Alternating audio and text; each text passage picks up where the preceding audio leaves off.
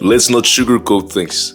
The morning can be very boring, yet it's one of the most important parts of the day. Having a good morning routine means starting your day off good, which means that your day is probably going to be filled with gratitude, deep work, and in the end, you'll have a fulfilling day. But then the question comes, what is an ideal morning routine and how can you obtain that so that every day you can start off your day with a beautiful morning? To get an answer to the question, what is an ideal morning routine, I began looking up things on the internet, listening to podcasts, reading books, and after a bit of searching, I came across the Andrew Huberman morning routine. So you might ask yourself, who even is Andrew Huberman? Andrew Huberman is a renowned neuroscientist and professor at Stanford University School of Medicine. I really wanted to try out his morning routine because since he's a scientist, his morning routine habits are probably backed up with scientific evidence. Although it would be very interesting to try some other morning routines of popular athletes like for example Mike Tyson, or even try the morning routine of David Goggins. Here is a list of all of the habits from the Andrew Huberman morning routine. Waking up early, getting enough sunlight exposure, hydration, no caffeine for the first 90 minutes after waking up, exercise, cold exposure, mindfulness, breakfast, and avoiding screen time early. Now first of all, what is an ideal morning routine? Because it's all super relative, right? On YouTube there's a lot of information that you can find. From the David Goggins morning routine to the Andrew Huberman morning routine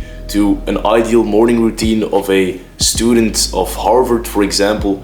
And I figured out that they have a couple of things in common. Basically, it doesn't matter if you start your day off working out, meditating, journaling, brushing your teeth, whatever it is, just wake up on time. Try to wake up on time and try to wake up at the same time. I wanted to find out a couple of things before starting this challenge. What can make or break a morning? How can you create a habit to constantly do the same morning routine?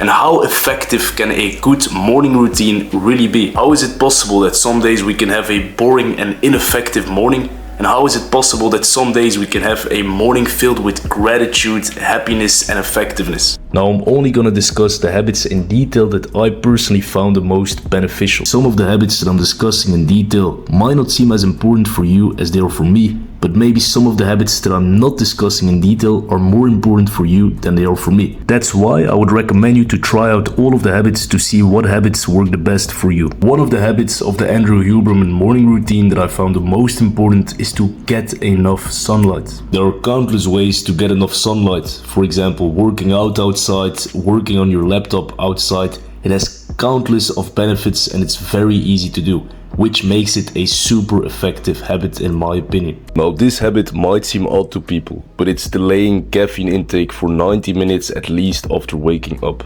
But there are actually a lot of reasons for why you would want to delay your caffeine intake. Caffeine is widely consumed across the globe, but why is it so popular? It has a stimulating effect, it can increase your energy and focus, it's accessible and it's affordable. But it can really be addictive. By delaying your caffeine intake, you can improve your sensitivity to caffeine. As the coffee's effects diminish, it can also lead to a crash. By delaying your coffee intake, your body's natural energy systems have more time to stabilize, potentially providing you with longer lasting energy. Also, if the first thing you do when you wake up is drink a coffee, then you're creating a dependency on it. You're becoming reliant on it. You're needing it to become alert to wake up. I think it's healthier overall to encourage your body to naturally wake up and be alert on its own. Doing some exercise outside, like walking outside, running, going to the gym, doing calisthenics can all be very beneficial, especially if you do it outside, since then you're also getting some sunlight. Plus, doing that exercise will improve your focus when you're starting that deep work in the morning. Now, this habit isn't discussed in the Andrew Huberman morning routine, but I think it can definitely have a positive impact on your morning. From playing the drums to playing the piano to playing the guitar, playing a music instrument can be very satisfying. Starting the day with music can give you a sense of accomplishment and positivity early on. This can lead to a more productive and focused day overall. There are a couple of other habits that I didn't cover, such as cold exposure, meditation, and a couple of other habits. I think these habits still offer a lot of benefits, but I think that habits like deep work in the morning or getting sunlight exposure, for example, are more important. Now, I don't necessarily think that the Andrew Huberman morning routine is the perfect ideal morning routine. I think it's a very good morning routine and a realistic morning routine to perform, But I think that a good morning routine is relative from person to person. Now, after having done some basic research on morning routines, here are the answers that I found for the questions that I asked myself in the beginning of this video. Now, what breaks or makes a morning? Well, in my opinion, it's the time that you wake up. You really have to focus on waking up every day at the same time if you want to have a lot of benefits in the morning. I also think that waking up at the same time is an indication of self-discipline. It's not by doing a lot of work every now and then.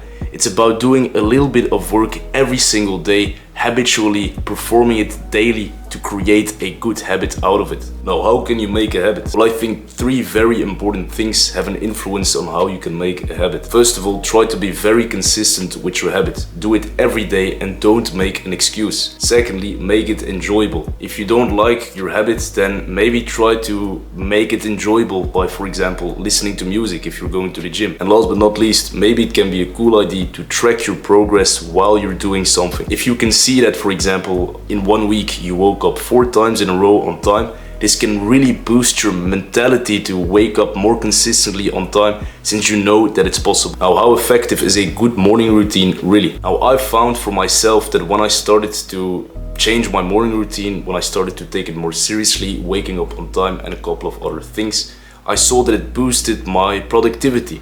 It enhanced my mental health, my physical health, and I just had more motivation to do things, and I found it less difficult to start doing difficult things.